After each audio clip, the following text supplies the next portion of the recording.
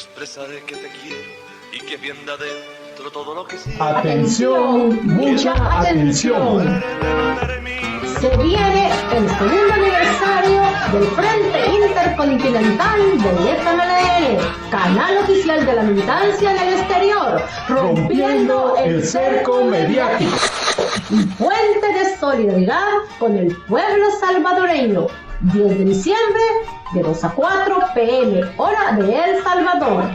Dedicamos este segundo aniversario al comandante Dimas Rodríguez, caído en combate el 12 de diciembre de 1989, en el marco de la ofensiva Hasta el Tope y Punto, también conocida como ofensiva Fuera los fascistas, Febe Elizabeth vive.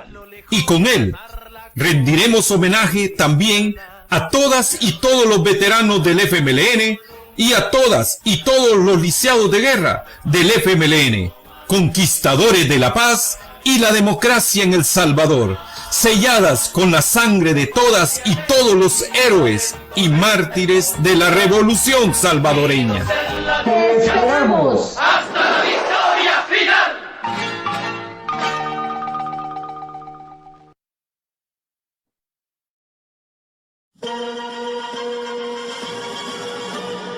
Este es el Frente Intercontinental del FMLN y canal oficial de la militancia en el exterior, rompiendo el cerco mediático y puente de solidaridad internacional con el pueblo salvadoreño. Enviamos un fraternal saludo a toda la militancia del FMLN en el exterior, así como al interior de nuestro querido país, a todos los colectivos del Frente Intercontinental del FMLN en El Salvador, Canadá, los Estados Unidos, Europa y Australia.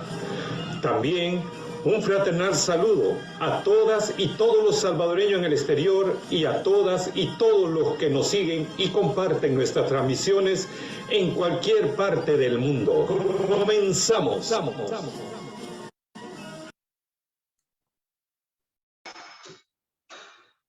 Muy bienvenidas y bienvenidos a este nuevo programa de la utopía revolucionaria del Frente Intercontinental del FMLN, canal oficial de la militancia en el exterior, rompiendo el cerco mediático y puente de la solidaridad internacional con nuestro pueblo. Mi nombre es Alonso Acosta, del Colectivo Digital de Europa, y en esta ocasión me acompaña el camarada conocido por casi todos ustedes, el camarada Ramón Suárez, el comandante Ramón Suárez de la brigada Rafael Aguiñada Carranza, con quien vamos a estar desarrollando el tema honor y gloria a nuestros héroes y mártires de la ofensiva del 89 hasta el tope y punto, más conocida como, o conocida también como Fuera los fascistas, Febe Elizabeth Velázquez vive. Y qué más oportuno a este momento que estamos de nuevo en la batalla, de nuevo a la carga. Ramón, bienvenido. Un saludo para nuestra militancia, para los colectivos del Frente Intercontinental del FMLN y en especial a nuestros veteranos, veteranas, lisiados y lisiadas y aquellos, especialmente aquellos que participaron en esa gran gesta del 89 que marcó un antes y un después en ese conflicto que nos tenía ya encajonados por 12 años y que logramos derrotar una dictadura militar. Bienvenido, Ramón. Muchas gracias, compañero Alonso Acosta, director de este buenísimo programa. Muy querido ya en los hogares de los salvadoreños. Somos punto de referencia. Y tú como director, pues, te felicito porque eres de las personas que le han dedicado a este proyecto y le siguen dedicando. Yo les digo, adelante, que esta es la forma de cómo se hace revolución de todas partes del mundo. Aprovechamos la oportunidad para hacer un saludo fraterno, caluroso, igual que nuestro país, cariñoso, como somos los revolucionarios, a todos esos hombres y mujeres héroes y heroínas que brindaron su vida en esa gesta histórica, que es un hito de referencia a nivel mundial, porque esa ofensiva es inédita en el mundo. Una fuerza revolucionaria, un ejército popular irregular, sitia la principal ciudad, la capital de la República, para poder demostrar su calidad, su condición, su poderío estratégico, su poderío combativo, operativo y táctico. Todos esos hombres y mujeres que participaron y que cayeron dando su vida por la posterior firma de los acuerdos de paz. Los que sobramos, los que quedamos vivos de esa ofensiva, para ellos también mi agradecimiento, el agradecimiento de la Secretaría Nacional de Veteranos y Veteranas de Guerra del FMLN, que estamos prestos precisamente a seguir esta lucha. Todos ellos, ya muchos de ellos con dificultades de salud, sin poder tener condiciones de locomoción, pero ahí los vamos a tener en la conmemoración del 11 de noviembre. Un saludo para todos ellos, a los mártires. Y voy a mencionar precisamente los primeros. Posteriormente creo que haremos un ejercicio, pero le vamos a dedicar esta participación a un hombre que yo conocí. Tuve la oportunidad de tratarlo, tuve la oportunidad de conocer su condición, su calidad humana. Nicolás Solórzano, maestro de profesión, revolucionario de condición, comandante Dimas Rodríguez, que murió justamente el 12 de diciembre en el marco de la contraofensiva estratégica conocido como ofensiva hasta el tope y punto. También días antes de esa ofensiva, asesinada con un grupo de 10 sindicalistas en Fenastras, la compañera Febe Elizabeth Velázquez, dirigente del movimiento social salvadoreño, secretaria general de Fenastras, una mujer, una heroína que yo tuve oportunidad una vez de verla, la conocí, nunca nos tratamos, la conocí, pero era una mujer aguerrida. En cierta oportunidad cuento rápidamente una anécdota. La Policía Nacional llegó a un local a capturarla por actos de subversión y la compañera era gruesecita, se quitó el zapato, un tacón, y con el tacón emprendió contra los policías que querían capturarla. Se armó un zafarrancho, llegaron otros compañeros posteriormente y no permitieron que se la llevaran. Esa era Febe Elizabeth Velázquez.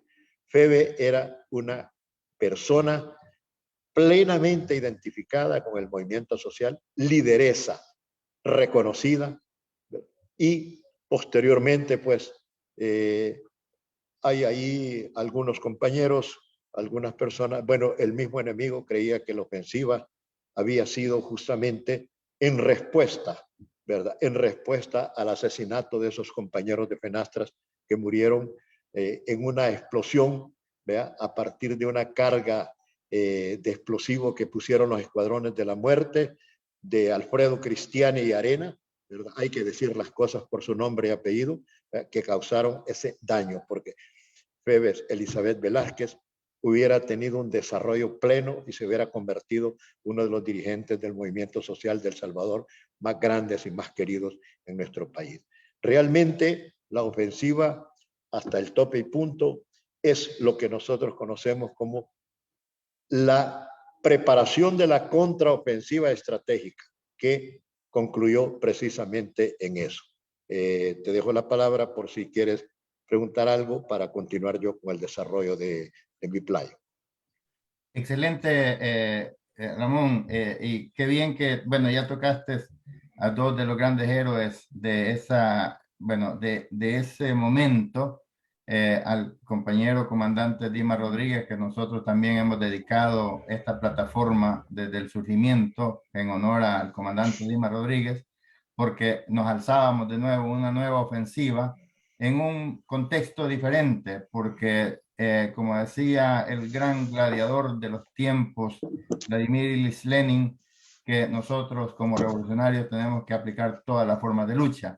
Y decía que la lucha armada era importante, pero no era la más importante ni la fundamental, sino que tenemos que utilizar todas las formas de lucha. Entonces, en este momento no es la lucha armada la fundamental. Eso no quiere decir que en algún momento se puede presentar, pero nosotros sí aspiramos a construir una sociedad basada en la razón, basada en la ciencia, basada en lo mejor de la humanidad, ya despojándonos de esos vicios y de esos instintos salvajes, porque como decía la gran luchadora también polaco-alemana Rosa Luxemburgo, socialismo o barbarie. Nosotros tenemos esas dos alternativas. El capitalismo no es la alternativa, es la barbarie, y si nosotros queremos salir de eso, tenemos que construir una sociedad socialista. Así que vaya el homenaje para el comandante Dima Rodríguez y para esa gran luchadora Febe Elizabeth Velázquez y todos los compañeros que cayeron en ese atentado terrorista. Pero Ramón, antes de continuar, quisiera también pasar un pequeño videíto que es un homenaje también a todos esos héroes y mártires caídos en esa ofensiva. Si te parece, apagamos la cámara para mostrar el videíto.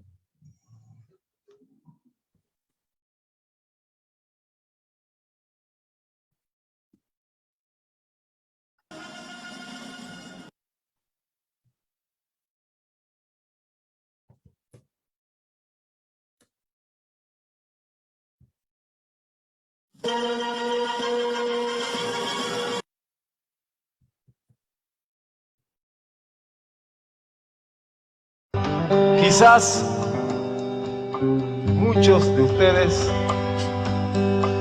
tengan que ver con esta canción, o de algún modo vinculados o reflejados en ella. Una ofrenda a los caídos queremos hacer. Carlos. Una ofrenda que simboliza nuestro amanecer. Ellos emprendieron un largo camino a seguir, y hoy es nuestro destino,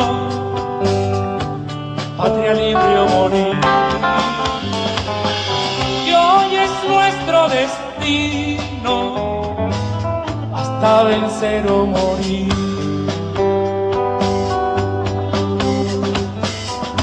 Combatiente que peleas contra el opresor,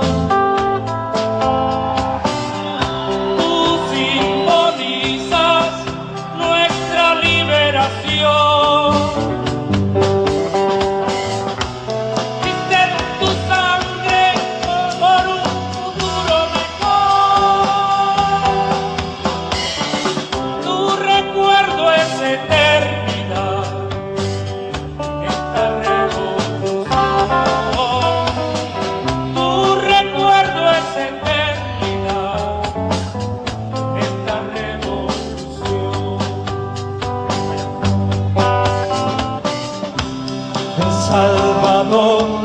Está entornando su camino, camino hecho por los que partieron ya. Hoy centenares de columnas guerrilleras demuestran al mundo que estamos dispuestos, estamos decididos a vencer.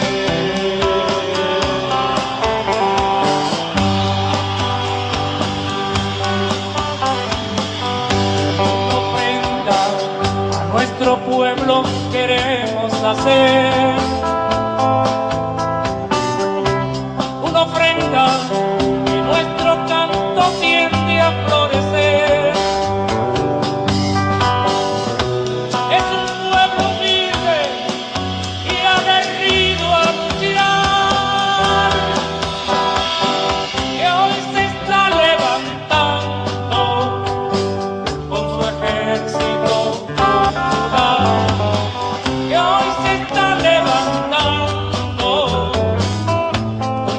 ejército popular.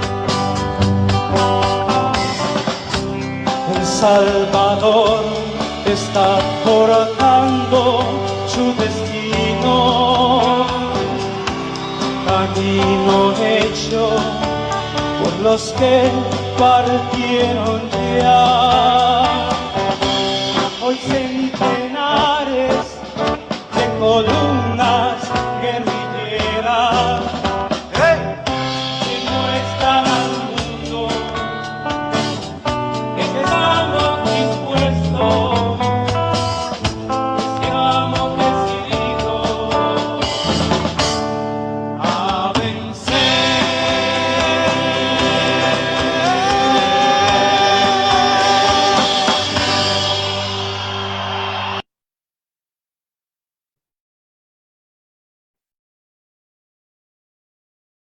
Este ha sido nuestro modesto homenaje a todos esos hermanos y hermanas que se nos adelantaron, pero que nos dejaron un legado y que seguimos acá convencidos de que preferimos morir de pie que vivir arrodillados. Nosotros estamos comprometidos con esa misión histórica y tenemos acá a uno de los protagonistas de esa gran gesta, a un compañero que estuvo presente, no solamente participando en las grandes batallas, sino que también creándolas, organizándolas.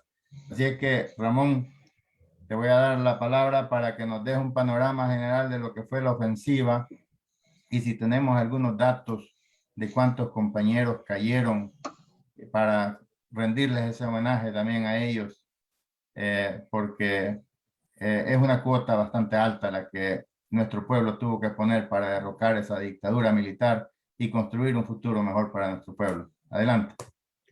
Gracias, muchas gracias, Alonso. Bueno, iniciaré diciendo de que la Guerra Popular Revolucionaria en nuestro país tuvo muchos cambios.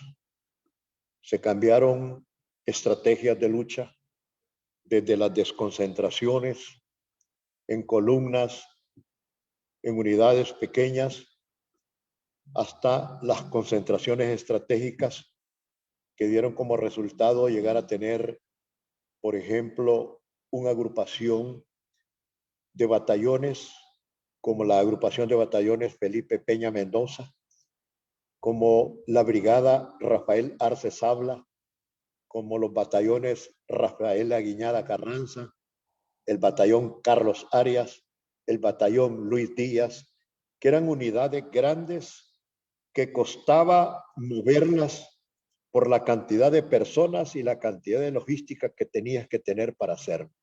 Sin embargo, esa estrategia fue la que nos permitió dar un salto de calidad en la parte militar, en la parte estratégica, porque asestamos golpes muy fuertes al enemigo.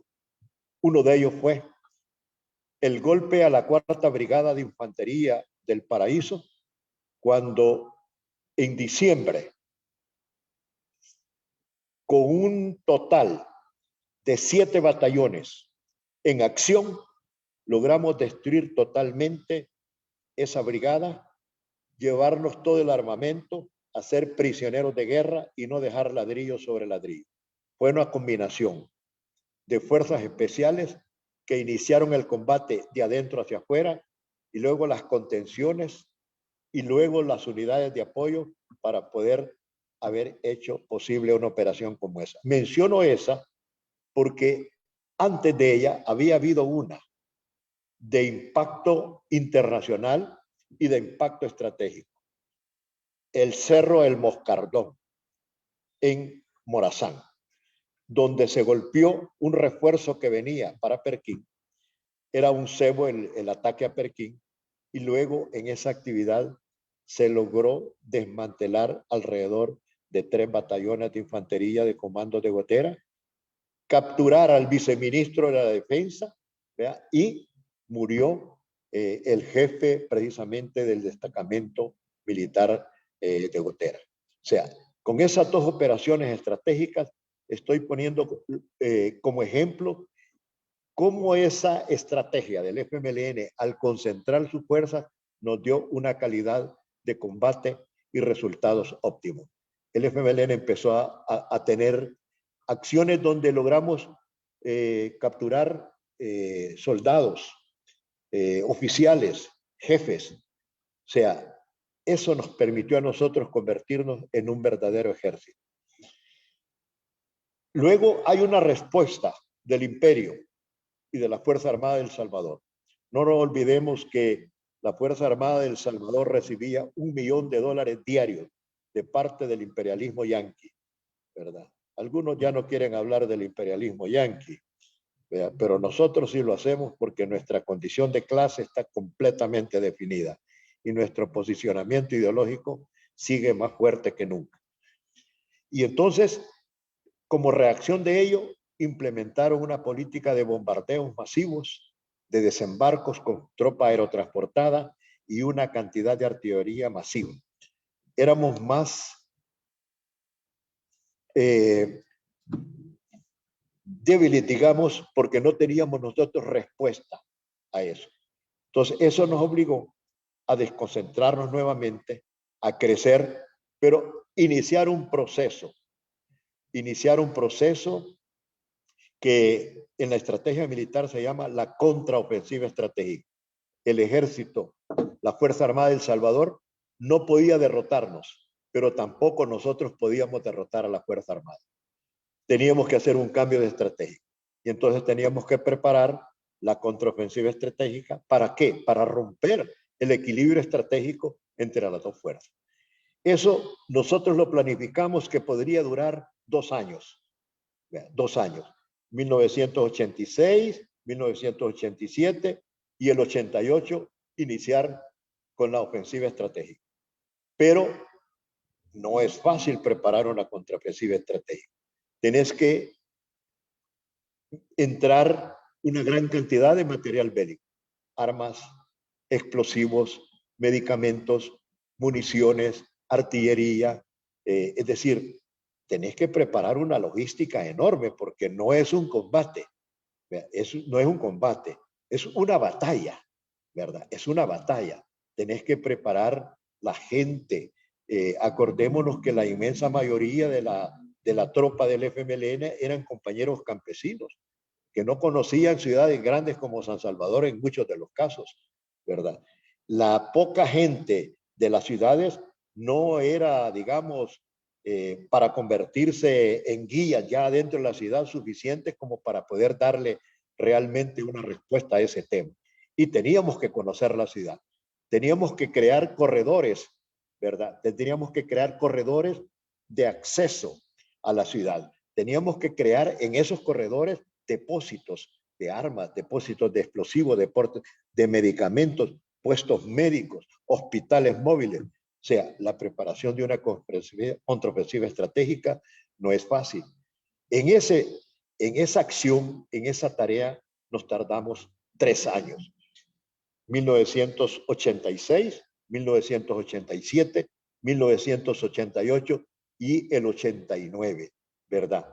Ya todo ese tiempo que nosotros estamos preparando la contraofensiva estratégica, obviamente bajó nuestras operaciones.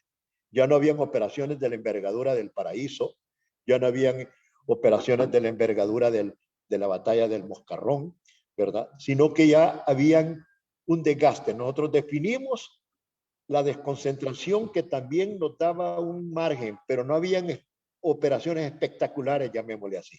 No habían operaciones mediáticas, pero sí mantuvimos un desgaste permanente con emboscadas, francotiradores, minados, etcétera. Y entonces, pero como no se veían las grandes operaciones, vinieron los analistas, asesores del imperio, que estaban justamente al interior de la Fuerza Armada, y empezaron a hacer sus propios análisis. La inteligencia y los analistas de la Fuerza Armada también hicieron sus análisis. El FMLN está debilitado, ¿verdad? Hoy es el momento, está debilitado, ¿verdad? Ya no hay operaciones, ya no tienen la capacidad, es un grupo de bandoleros que andan merodeando las grandes ciudades, ¿verdad? Veían las patrullas de exploración, sentían la accionar de las milicias, sacando información, creando los corredores, haciendo los depósitos en las rutas de acceso a la ciudad, etcétera, etcétera. Entonces, pensaron que estábamos debilitados. No creyeron que nosotros estábamos realmente preparando una contraofensiva estratégica, ¿verdad? En ese menester también nosotros estábamos buscando la forma de cómo resolver el problema de los medios aéreos, ¿verdad? Los medios aéreos que nos hacían un gran daño. Helicópteros artillados, los A-37 son cazabombarderos, ¿verdad? Que nos metían bombardeos allí en el Cerro Guazapa, que era un cerro muy chico, lo tenían terminado, casi todos los árboles estaban totalmente desapareciendo por los grandes ataques de bombardeo, ataques de aviación y ataques de artillería. Entonces, el día de la ofensiva, ni la inteligencia de la Fuerza Armada, ni la inteligencia de los cuerpos represivos, ni la inteligencia de la Embajada Norteamericana, ni la inteligencia de Israel, ni la inteligencia de todos los países acólitos del imperialismo se dieron cuenta de que se estaban movilizando hacia la gran ciudad, alrededor de 7,000 hombres y mujeres, ¿verdad? Para cercar la ciudad durante muchos días y desarrollar la ofensiva general hasta el tope y punto, ¿verdad? Hasta el tope y punto. Y después le agregamos, pues, que era la ofensiva, ¿verdad? Fuera los fascistas, ¿verdad?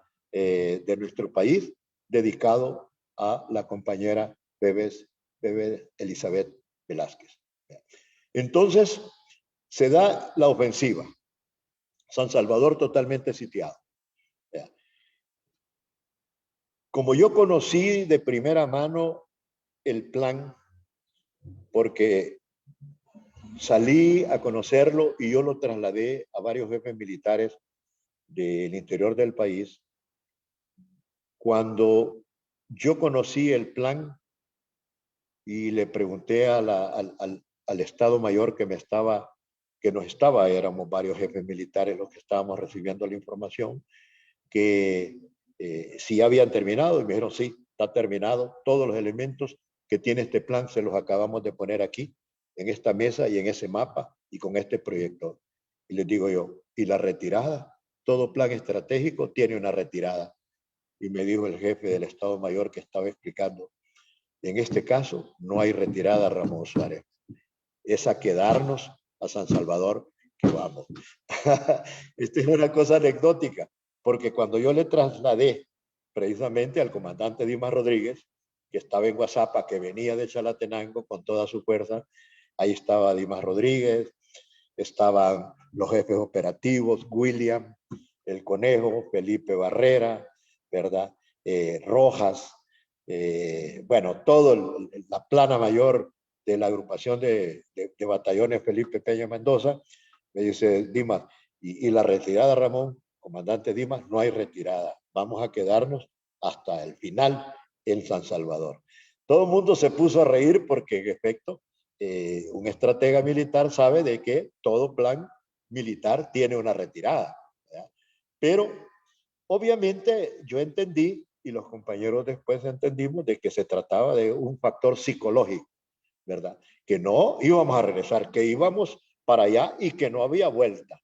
Y como si se la trasladamos a todos los combatientes, todo el mundo iba psicológicamente preparado para ir, pero no para regresar, ¿verdad? Cuento esta parte que es un poco anecdótica, pero que es parte de la realidad de la planificación de esa ofensiva. Bueno, lo demás ya se sabe, ¿verdad? Estuvimos en los barrios populares. Yo quiero decir aquí una cosa muy importante, compañero Alonso Acosta, y para todos los que nos están escuchando, como esto va a quedar grabado, probablemente va a ser importante que lo estemos reproduciendo porque hay muchas cosas que son parte de la historia y algunas cosas de estas no están escritas, ¿verdad? Deberían de estarlas. Por ejemplo, el hecho de que todos los planes estratégicos del FMLN que yo conocí, modestia aparte, pues los conocí todos, siempre poníamos un elemento importante, que era un plan militar y un plan insurreccional como complemento al plan militar. ¿Por qué? porque nuestro modelo no era el modelo de la Revolución Cubana, era el modelo de la Revolución Sandinista, que fue la insurrección popular, el factor determinante, el factor detonante, apoyado con la lucha armada. Y nosotros teníamos un ejército bastante fuerte. Por cierto, yo estuve en Nicaragua cuando el comandante Fidel Castro Ruz llegó a la inauguración de un central azucarero a Nicaragua, y en su discurso el comandante Castro dijo, estaba haciendo los saludos, y un saludo al FMLN, ejército guerrillero, el más grande y más capaz de América Latina, y por qué no decirlo, del mundo. Y le preguntó ya a la hora de los brindis, ya fuera de cámara, fuera de micrófono, le preguntó el comandante Daniel Ortega. Le dijo, comandante Fidel, ¿y dónde queda el ejército sandinista? Le dijo, que triunfó la revolución. Y chico, y le dijo, y como dijo del mundo, ¿y los vietnamitas? Oye, chico, tú tenías armas que entraban por Costa Rica, ahí tenías vía libre, por avión, por tierra. Y los salvadoreños tienen enemigos en Guatemala, enemigos en Honduras, ¿verdad? O sea, no tienen frontera con ningún país amigo. Y los vietnamitas entraban convoyes desde China con armamento para el Ejército de Liberación Nacional. O sea, el tema era que nosotros no teníamos una retaguardia, ¿verdad? No teníamos una retaguardia, creamos nuestra propia retaguardia, ¿verdad? Esa era la diferencia. O sea, la guerra nuestra, Alonso, no fue sencilla. Claro, Nicaragua tenía montañas, Vietnam tenía montañas, ¿verdad? Brasil, los compañeros de la FARC en Colombia, LLN en Colombia, montañas que no pasa ni un zancudo, ¿verdad? Y nosotros, ¿qué montañas? Si nosotros nos tocaba estar en los cerritos pelones, en las milpas, en los cañales, esas eran nuestras montañas, o sea, no teníamos retaguardia. Por eso es increíble la guerrilla nuestra, cómo sobrevivió, cómo llegamos y nos acercamos a San Salvador sin ser detectados. Tuvimos un montón de cómplices, los ciudadanos de Apopa, los ciudadanos de Nejapa, los ciudadanos de Soyapango, los ciudadanos de Ciudad Delgado, los ciudadanos de Ayutuxtepeque, los ciudadanos de San Marcos, los ciudadanos de Cuscatancingo fueron nuestros cómplices, porque llegamos hasta las posiciones sin ser detectados. Ladraron los perros, pero la inteligencia no funcionó, porque llegamos hasta San Salvador sin que fuéramos detectados, ¿verdad? En una complicidad y un secreto que solamente un pueblo, cuando está queriendo buscar, luchando por su libertad, lo hacen. Te cuento esto porque, a decir verdad, nosotros siempre en todos los planes de guerra pusimos la parte insurreccional. Y en efecto, al principio de esta ofensiva del 11 de noviembre de 1989, hubo gente que se incorporó. Hicieron trincheras, sacaban los adoquines, hicieron trincheras, nos daban agua, nos daban comida. Pero cuando empezaron ya las respuestas de la Fuerza Armada, los helicópteros artillados, los helicópteros con rocket, la aviación y la artillería, la gente evacuó, nos dejó solos, ¿verdad? Es decir, nosotros no pudimos, igual que los nicas y en buena parte la Revolución Cubana, la Revolución Sandinista, que el triunfo fue más a partir de la insurrección de la gente, incorporación de la gente a la lucha popular, ¿verdad?, que la fuerza de los fusiles, ¿verdad? Esta es como la primera parte para que tú vayas acoplando tu programa, pues, y algunas preguntas. No, excelente, Ramón. Mira que nos has dado toda una síntesis y datos que, bueno, nos sentimos verdaderamente también honrados de que tú nos dejes esos datos acá, porque estoy seguro de que lo van a sacar de contexto Ramón, a ti te sacan de contexto a cada rato. Yo veo que te andan por ahí poniéndote palabras, quitándote palabras para hacernos la campaña sucia, por supuesto. Pero qué bueno, las grabaciones están acá, también se publican en el YouTube y la mejor manera de defendernos contra todas esas campañas de difamación es masificar la información, que todo el mundo la conozca, porque ya ahora eso es historia, como tú bien lo dices, que debería estar escrita, o sea, pero nosotros, como decía Lenin, escribiendo el último capítulo del Estado, el capítulo del Estado y la Revolución, que la revolución lo vino a estorbar y no alcanzó a escribirla, pero era mejor hacer la revolución que escribir de ella. Entonces yo creo que eso nos toca mucho a nosotros, estamos inmersos en tantas tareas, en tanto trabajo, que no nos da el tiempo para poder sentarnos a escribir un libro, pero todo eso es importante que se conozca. Yo lo digo, de que la historia de nuestro país no estará completa mientras existan todas esas historias no contadas. Y también yo estoy convencido de que el Ejército Popular Revolucionario de El Salvador fue un ejército que tuvo una gran fuerza. Yo no quiero pecar tampoco como de sabiondo, por decirlo así, pero un poquito he leído sobre la Revolución Nicaragüense y también sobre la Revolución Cubana, y fueron completamente diferentes los contextos, precisamente porque la nicaragüense no tuvo ese apoyo masivo del imperio, y también tuvo lo que tú decías, el acompañamiento del levantamiento popular. Y un poco parecido pasó también en Cuba. O sea, en Cuba, a pesar de que el Granma fue diezmado completamente, o sea, todos los expedicionarios fueron casi exterminados y apenas sobrevivieron como 12. Pero sin embargo tenían también un movimiento revolucionario, un movimiento popular fuerte que organizaba Frank País allá en Santiago de Cuba, y con el directorio revolucionario de La Habana lograron articular todo un movimiento popular que también contribuyó a lo que fue la ofensiva ya del 59. Entonces fueron 3 años, por así decirlo, más intensa la revolución cubana que la nicaragüense. Por supuesto que sí, fueron batallas más fuertes las que tuvieron en Cuba, pero no de la dimensión que tuvieron las salvadoreñas, y tampoco el volumen de fuerzas militares y especializadas, porque, o sea, El Salvador tuvo 12 años, bueno, más o menos 10 años de conflicto abierto directamente militar, y los otros ya que quedaron como un poco rezagados, pero no quería decir que estaban completamente desarmados o completamente, digamos, neutralizados. Entonces, eso, tomando en cuenta las condiciones que tú decías, las territoriales, que un país pequeño, superpoblado, sin montañas, entonces toda la lucha se hacía perfectamente en ese, como tú decías, en esa complicidad con las masas. Lo que pasa es que el terror fue grande. O sea, las poblaciones sufrieron el terror.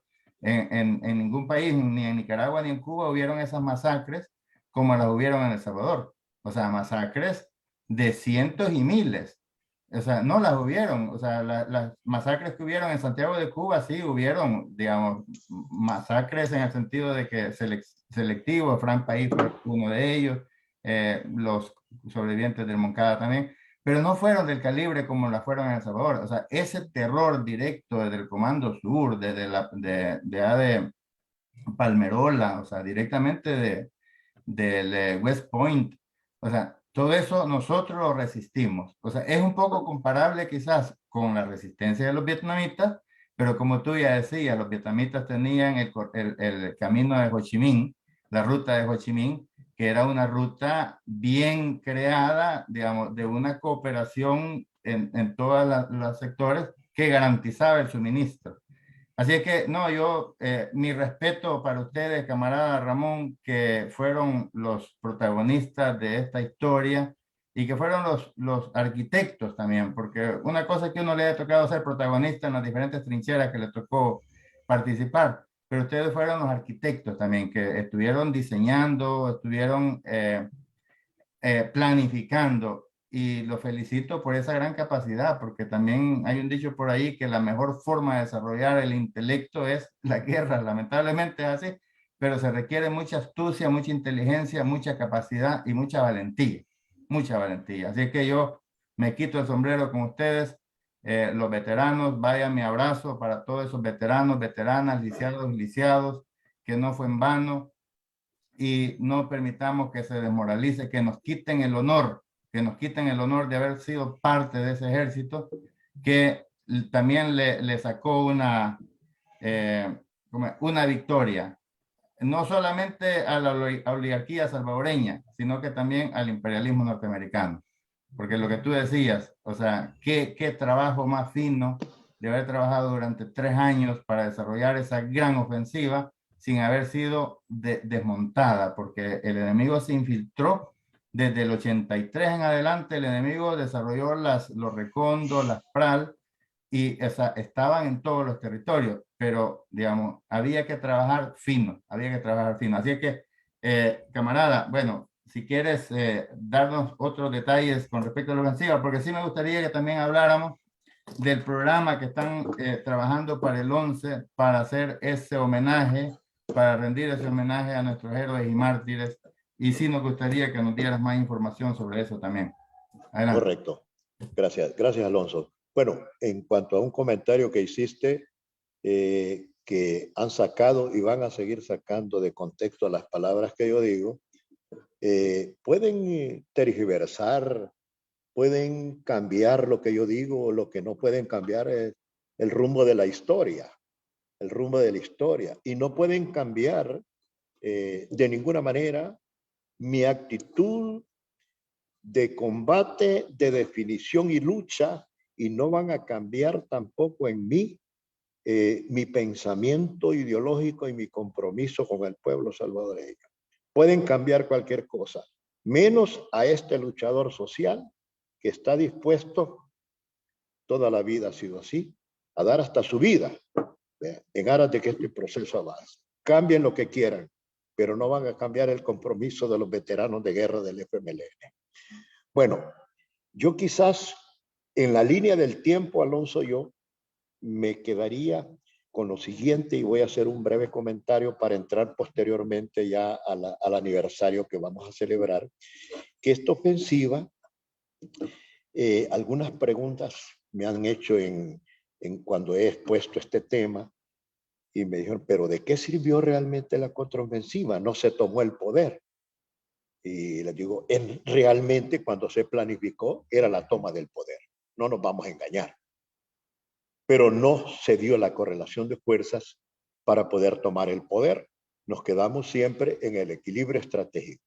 Pero la puerta de entrada a la negociación y posteriormente a la firma de los acuerdos de paz. Esa fue la solución. Porque de aquel ejército revolucionario, de aquel ejército popular de hombres, mujeres, niños, viejitos y todo, ¿vea? Ese ejército popular que decían que estaba terminado, que estaba acabado, que eran unos cuantos bandoleros, demostramos que teníamos capacidad estratégica de combate. Una ofensiva de esa naturaleza no se forja ni se hace de la noche a la mañana. Tiene que haber jefaturas, combatientes, tecnología. Bueno, nosotros iniciamos la guerra, Alonso, con escopetas. Tú te has de recordar de haber estado niño, ¿verdad? En esa zona de la zona baja de Guazapa, pegado al lago Suchitlán. Allí los compas milicianos tenían pistolitas, fusiles 22, machetes, armamento casero, botellas molotov. Eso es lo que teníamos. Y fuimos cada día más. Primero tuvimos unos FAL, ¿verdad? Después tuvimos unas carabinas. Después tuvimos M16. Después tuvimos unos Galil y terminamos con el armamento, ¿vea? De fusiles AKM mejorados, ¿verdad? Fabricados en la RDA, en la República Democrática de Alemania.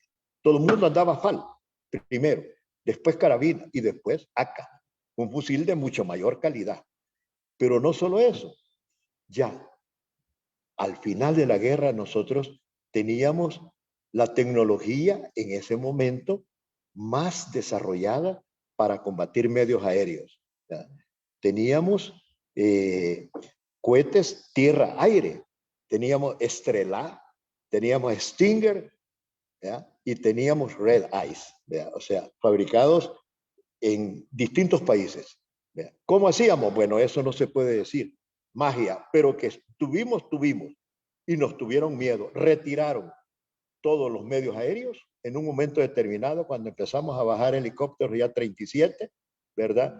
Y otro tipo de aparatos aéreos de carga, ¿verdad? Y hasta que les pusieron dispositivos dispersores, ¿verdad? Volvieron a sacarlos, pero los tuvimos panza en tierra todos los medios aéreos. Pero además de que esa ofensiva sirvió para demostrar cuál era nuestra verdadera capacidad, le doblamos el brazo a la oligarquía, que no querían negociar, no querían hablar. Le doblamos el brazo a la oligarquía y le doblamos el brazo al imperio. Y se dieron cuenta que lo mejor era negociar. ¿Verdad? Y entonces empezó primero las conversaciones, ¿verdad? Acuérdese, el primero en La Palma, después en Ayagualo, después en la Nunciatura Apostólica, y después ya en Suiza pues se abrió la negociación con los países amigos del secretario general, ¿verdad?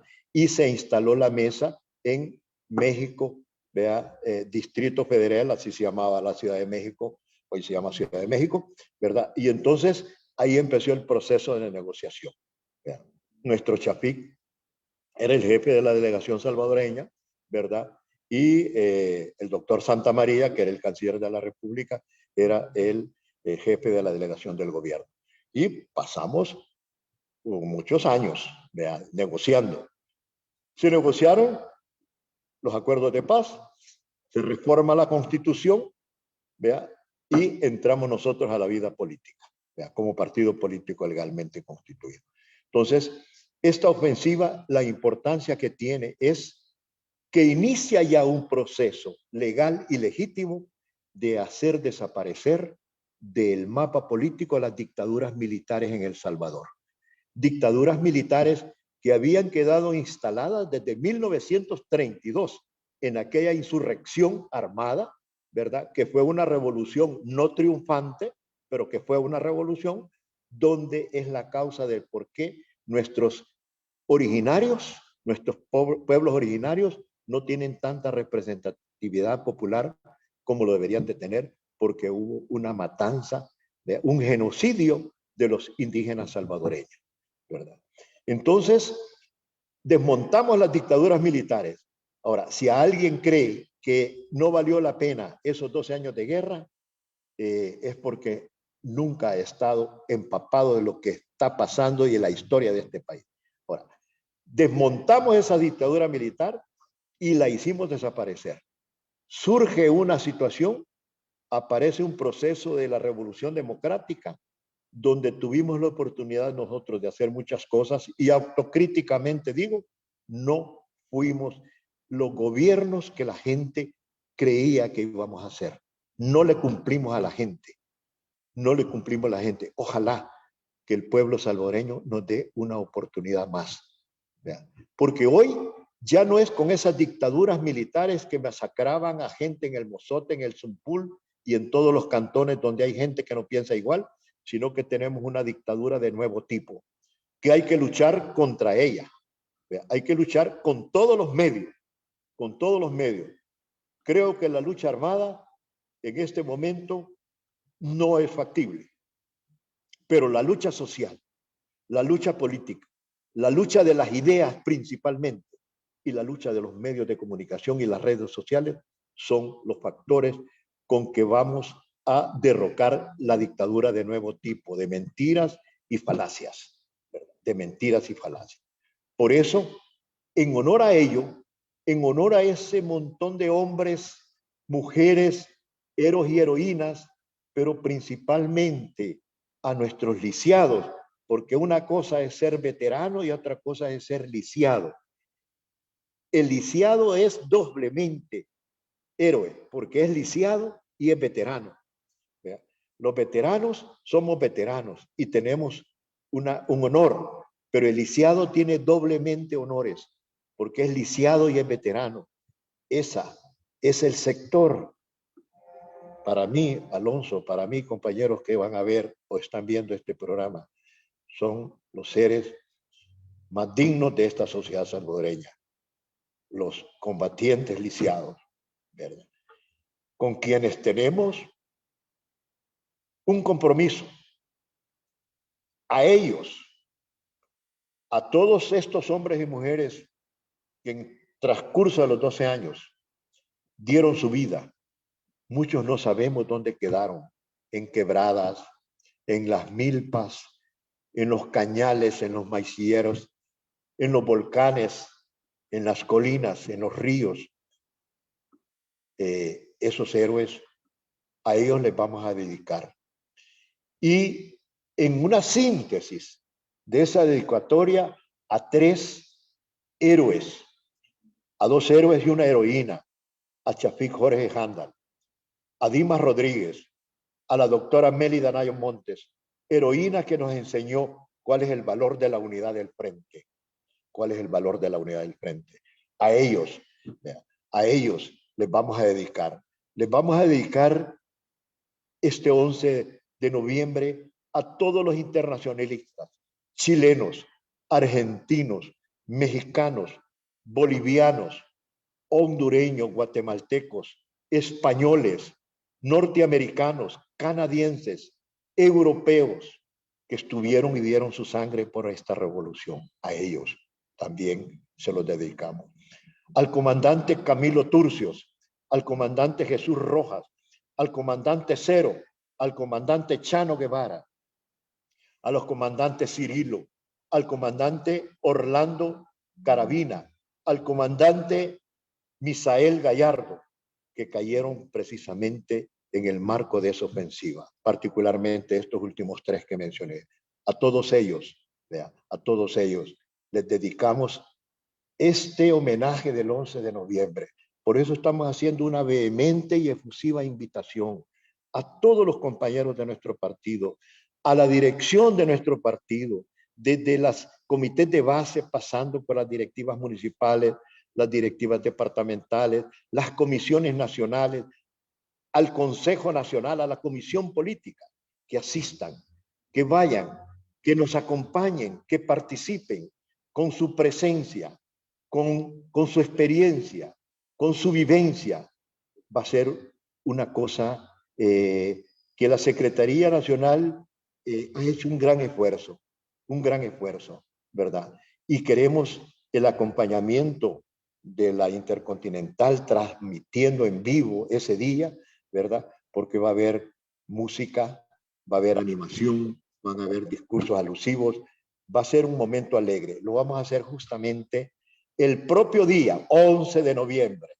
La ofensiva cayó un día sábado, hoy va a caer día viernes. Lo vamos a hacer frente a la Universidad del Salvador, antes Universidad Nacional. Ese es un símbolo de rebeldía. Esa universidad tiene una historia. Ahí se formaron muchos profesionales comprometidos. En esa universidad fue asesinada uno de sus rectores. Fue asesinado y precisamente en este mes de octubre, el doctor Félix Ulloa. ¿Verdad? Félix Ulloa fue asesinado siendo rector de la universidad. Asesinaron muchos profesores, asesinaron muchos estudiantes de esa universidad. Esa universidad fue destruida por las fuerzas represivas de nuestro país, fue destruida por los militares de este país, por las dictaduras militares. Fueron destruidos sus laboratorios, fueron destruidas sus aulas, sus pupitres, para dejarla inservible, porque para ellos era un centro del mal, no lo veían como un centro de cultura, de ciencia, de desarrollo. Lo vamos a hacer frente a la entrada de la Minerva, en honor precisamente a esa universidad, a esos estudiantes, a esos maestros, a ese rector que fue asesinado, ¿verdad? A ese rector que fue asesinado, ¿verdad? Entonces, recordando también a un hombre que le dio tanto a esa universidad en una reforma, al doctor Fabio Castillo Figueroa, ¿verdad? Fabio Castillo Figueroa, que son de los hombres que nunca hay que olvidar. Entonces, compañeros, Así nos despedimos pidiendo también, exigiendo con toda fuerza, solvencia, libertad para los presos políticos. No al estado de excepción, que es justamente un estado de sitio y una ley marcial para hacer lo que les dé la gana, ¿verdad? Gloria y honor a los héroes y heroínas caídas el 11 de noviembre de 1989. Venceremos.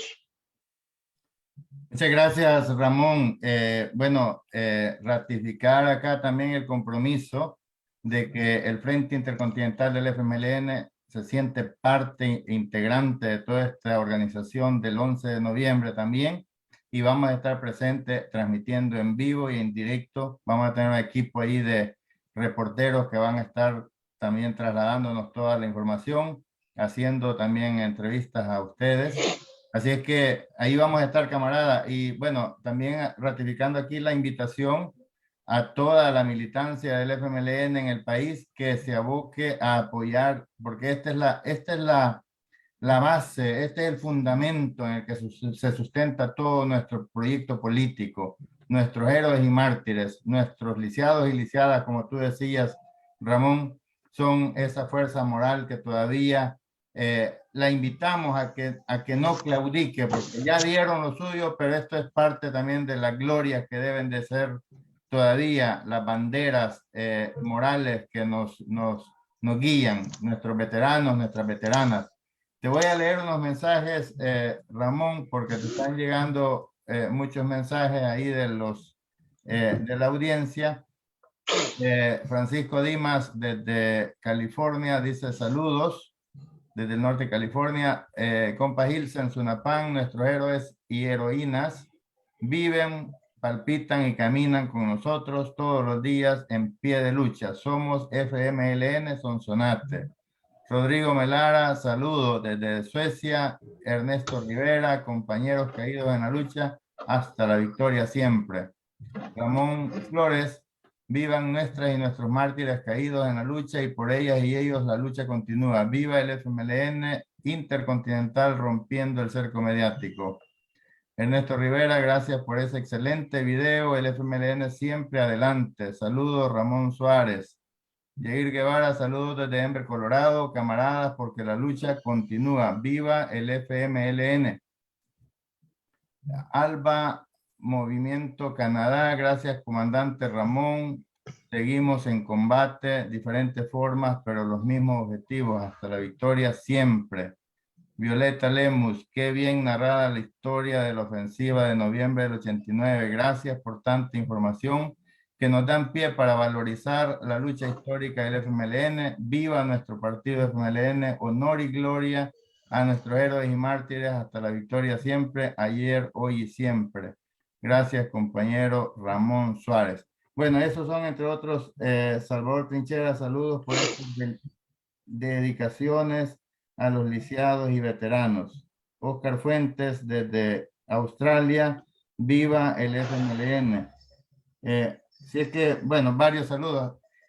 ¿Algún comentario final para despedirnos, camarada? Yo sé que ya te despediste, pero así un mensaje a nuestra militancia, invitándola a mantenerse unida, a fortalecer este esfuerzo, porque es ahora cuando tenemos que dar lo mejor para poder levantar este proyecto que tiene rumbo, tiene claridad política, tiene objetivos claros y tiene una militancia formada, porque yo sí quiero felicitar, Ramón, a esa juventud que viene creciendo dentro del partido y que muchos se equivocan, que creen que surgieron de la nada. Son compañeros que ya tienen 10, 15 años de trayectoria de lucha política, activismo y formación política, la que nosotros hubiéramos deseado tener cuando estábamos allá en las montañas.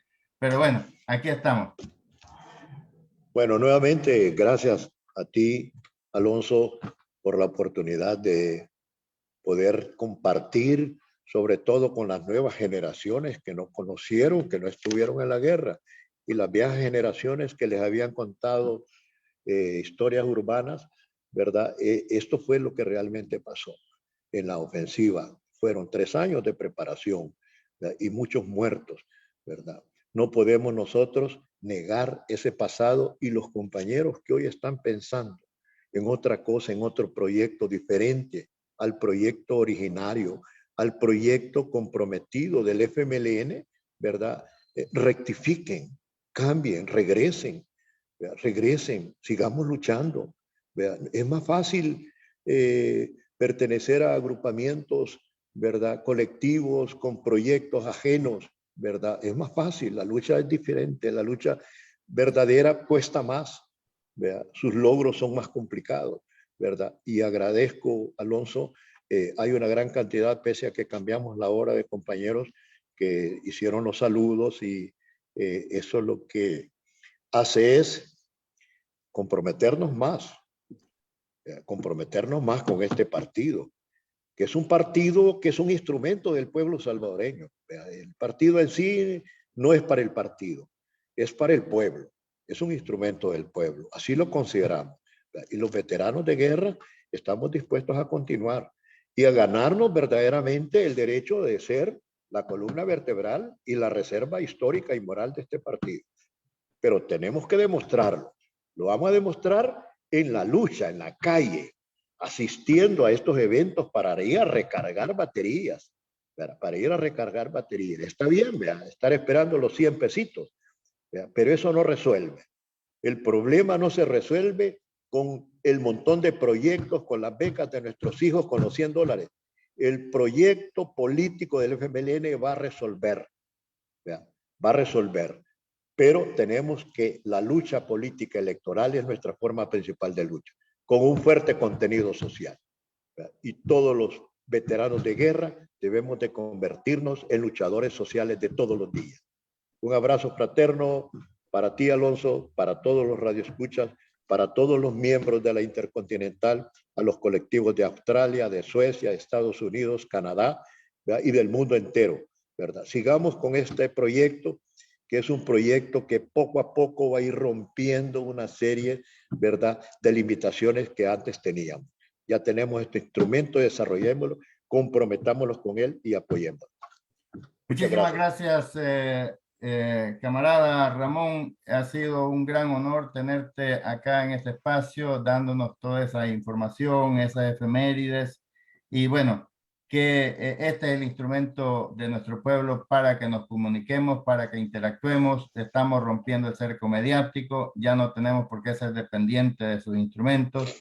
Este es un instrumento de lucha, así como el partido también. No es un fin en sí mismo, sino que es un medio para que sea de utilidad para nuestro pueblo en sus luchas hacia una nueva sociedad, que nosotros le llamamos socialismo, porque aspiramos a convertir los medios de producción en medios de producción social.